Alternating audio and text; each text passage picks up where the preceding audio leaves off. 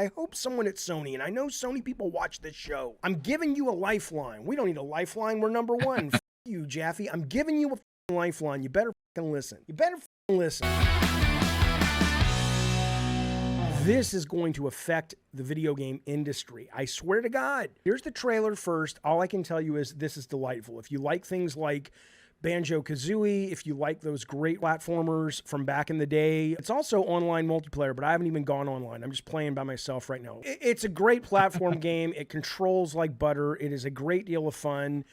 Don't take it from me. Take it from the Steam community. It's sitting at between an overwhelmingly positive and very positive review since it came out a couple of weeks ago. Okay, so think about what you want, but it's a big hit. A lot of people are playing it, and it's absolutely fun and delightful. But that's not the point of the story. I want Is you it to free? No, it does like $19.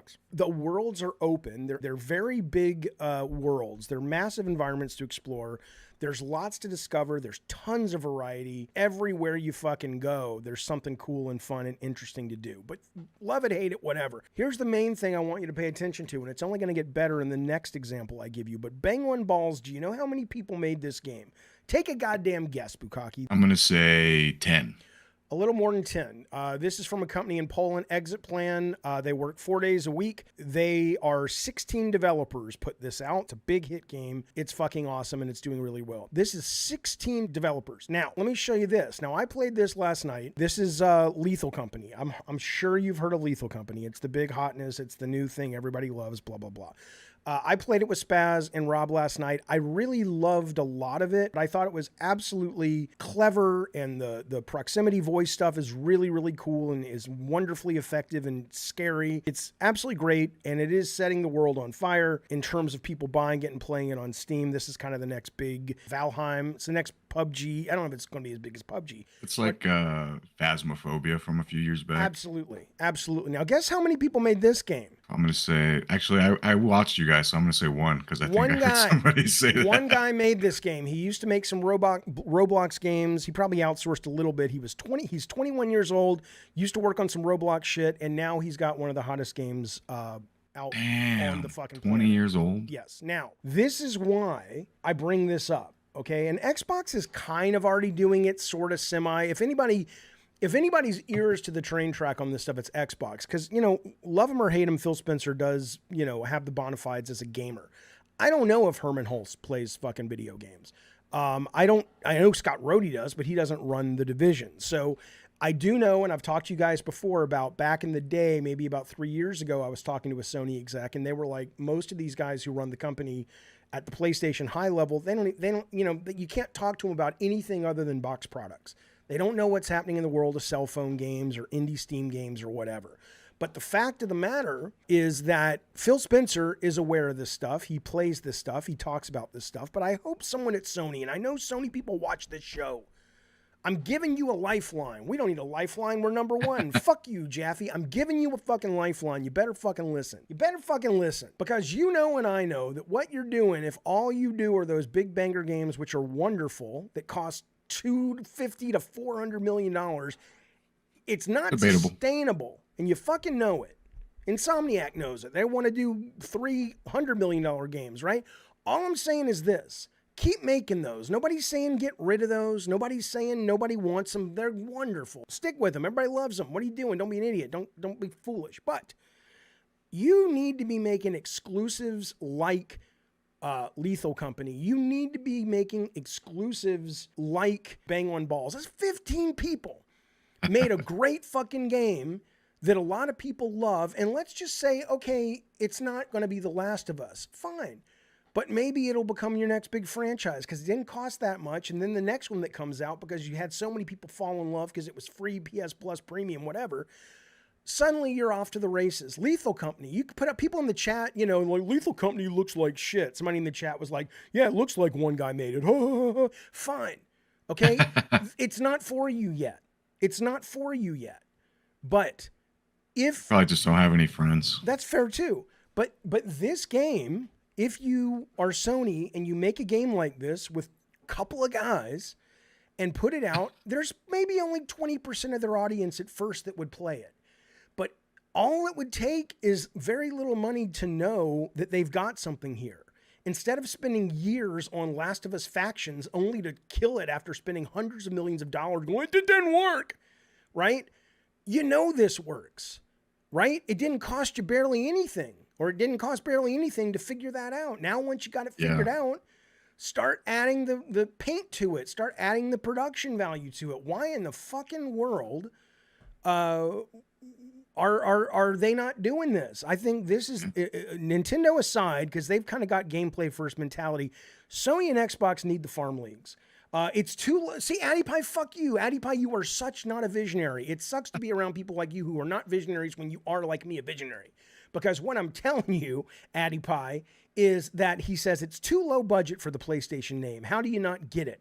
I get it, you cocksucker, because it's not too low budget for the PlayStation name. What I'm telling you is that PlayStation and Xbox, but specifically PlayStation, given what they're most successful with, spend way too much money on games without when you can fucking sell 10 million copies of Days Gone, and that's not enough to clear the hurdle of a sequel. Let me tell you something, AddyPie.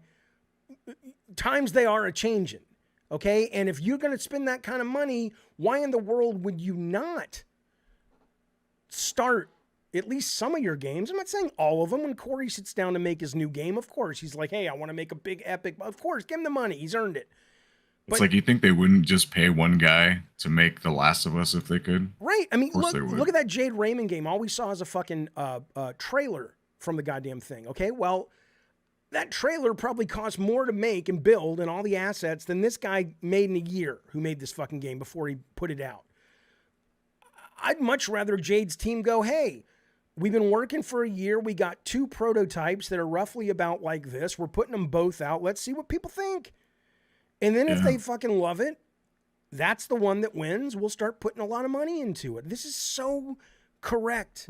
This is give this guy some resources. Right? Give him some help. He don't need it. Like say, hey, you're a young guy. He's probably you have good ideas. We'll put some people around you that know a little bit more about what's going on, and we'll give you some money, and you can do whatever you want. Absolutely. We're not going to give you fucking $400 million. If that's what he wants. I don't mean he might be so rich now. He's like, fuck you. I'm never working for the man again. But you're right. I get your. But I get your point. AddyPie says Sony doesn't care about sales much. Really? They want critical acclaim first. You can't pay the rent with critical acclaim, baby. It's why Death Stranding is getting a sequel and Days Gone isn't. These games are not critically acclaimed. Dude, if you think Sony would rather have critical acclaim than sales, you got rocks in your bedpan, baby. You're an R-word. And your bedpan. Was Days Gone not greenlit because of sales or other reasons, Chris? Coleman asked. My understanding, look at that. My understanding of Days Gone is that mostly, I would say it was all sales, because you could argue, even John Garvin was on the show and he was saying, oh, well, I rub people the wrong way, blah, blah, blah. But they didn't, they could have made the game. I don't think it would have been as good, but they could have made the game without John Garvin. So I think the most of it was, they've come out and said it's too expensive for what it made. I just think the audience is showing us, especially the younger generation, is showing game executives what they want and what they're willing to put up with. And I mean, I just want you to think about this. This game, I don't know how long it took the guy, but it was one dude, and it's out and it's making a shit ton of money, and it looks like crap, comparatively speaking. How much does it cost? $19? No, $9. $9. Yeah, that's not bad. Yeah. So, and it's a lot of fun. And it's, you know what it's more fun of? I guarantee you it's more fun of then is Factions. What? Last of Us Factions. I only know that because no one's played it because it didn't come out, even though they spent hundreds of millions of dollars. So that's all I'm fucking saying. That's all I'm fucking saying. I don't mean to belabor the point, but I think if you're watching this and you're from Sony, you don't have to pay me anymore. The days of you paying me are over. I understand. But just a thank you is what I'll take. Because if you're not doing this, you guys, what are you doing? We can safely say that Factions would have been a critical and commercial flop. It sucked. Nobody would have played it. So, we don't know that. We really don't. It could have been brilliant, and it may still be. I know you know that, but I'm just saying that it's like, I don't know. It just pisses me off because they have so much talent there and so much potential, and it's just like, get out of this old way of thinking. The world has changed. The entertainment landscape has changed. The video game landscape has changed. What are you doing? I mean, the biggest video game like ever is Fortnite, and it doesn't look, No, you know, no, it's like a nice. It's fucking nice and well done, but yeah. Carlos says, as somebody who has a little sister and teenage brother, they don't care about a game that looks like The Last of Us, right? yeah. They play Fortnite. That's right. Or they play something like this. They play something like this. But you know, look, if critical acclaim is all you care for, that's great. You know, but I'm telling you, that's not that's a nice PR element, and it might be a loss leader sometimes to move hardware, but I guarantee you, you know, Sony would much rather have a God of War 2018 or a God of War Ragnarok than a goddamn sequel to Ico or Eco, which was one of my favorite games of all time. Captain Thrust says there are a lot of low-budget games in the PS Store. It's literally infested with them, says Captain Thrust. I'm not saying there aren't. You're right, by the way. And people should check them out because there's some real good ones on there. I'm not saying people shouldn't check them out and that Sony doesn't have them, but I mean first party. I mean exclusives. I mean things where they fund it, and like Bukaki was saying, they give a little bit of extra help to give it a little more polish, a little less jank, a little bit more support so it runs really well and all that shit. And they make it exclusive to their hardware, and they release it because we get it. They've said we can't release Spider-Man 3 on PS Plus Premium day one like Game Pass. Fine. But they could make this. And they could release this. Look at Helldivers 2 was just announced the price today, right? So it's $40 if you want to play the normal. Then I think it's $60 or $70 if you want the deluxe edition, whatever comes with that.